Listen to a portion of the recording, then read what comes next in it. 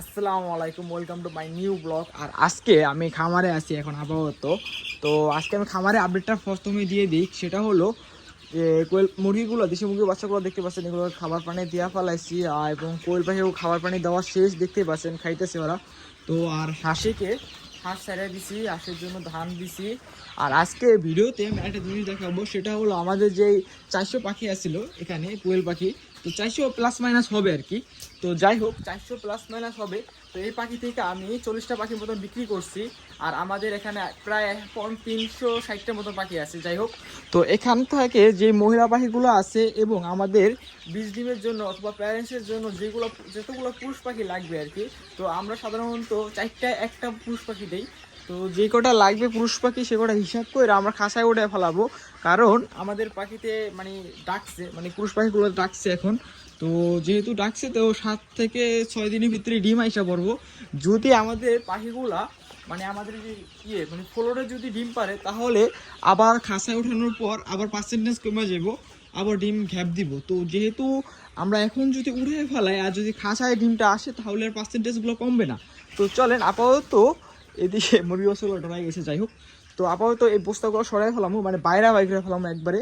তো আর সিট সরা লাগবে, আর খাঁচাটা এদিকে আনবো, এদিকে আইনা তারপর এদিক দিয়া এটা রিপেয়ার করা লাগবে। লাইক যেরকম এদিক দিয়া ছুটানো, এই দেখতে পাচ্ছেন, এদিক দিয়া ছুটানো, যখন এটাকে আর কি বের করা হয়েছে পাখিগুলা, তখন আর কি এগুলো ছুটাই ফেলানো হয়েছে। তো তারপরে যে আমাদের যে ইগুলো আছে, এই যেটা মানে যেখানে আর কি খাবার পানি পাত্র যেগুলো দেবো, সেগুলোও ভেঙে গেছে। তো এগুলো রিপেয়ার করা লাগবে বা যাই হোক ঠিক করা লাগবে। তো এখন আপাতত খাঁচাটাকে ঠিক করবো, এদিকটা এগুলো সরাবো, তারপর আপনাদের ইনশাল্লাহ আবার দেখাইতেছি এগুলো কাজগুলো করি। কারণ যদি কাজগুলো আপনাদের দেখাই, তাহলে আপনাদের ভিডিওটা অনেক বড় হয়ে যাবে। তো চলেন আপাতত কাজগুলো মানে শেষ করি, তারপর আপনাদের দেখাচ্ছি। তো ফাইনালি আমরা এখন আমাদের খাঁচায় পাখিগুলো নিয়ে আইছি। তো ফার্স্টে এগুলো সব মানে লাগাই ফেলাইছি। তো এই পাশেটা এখনও লাগানো হয়নি, এই পাশেটা এখনও লাগানো হয়নি আর কি, এইমাত্র ভরলাম। আর এদিকে খাবার পাত্র দিয়ে দিছি। তো খাবার পাত্রগুলো আমার এদিক দিয়ে পোড়া ছিল না, তো তারপর পুড়ে দিছি এদিক দিয়া। আর পুরুষ পাখিগুলো আমি জায়গায় পুরুষ পাখি দিয়েছি প্রায় হলো 17 পিসের মতো। আর এই জায়গায় মহিলা পাখি আছে হলো প্রায় মানে মোটমাট 80 পিস আছে আর কি, 80 পিস আছে। 63 পিসের মতো মহিলা পাখি আছে। 17 পিস পুরুষ পাখি দিয়েছি আর 63 পিস মহিলা পাখি।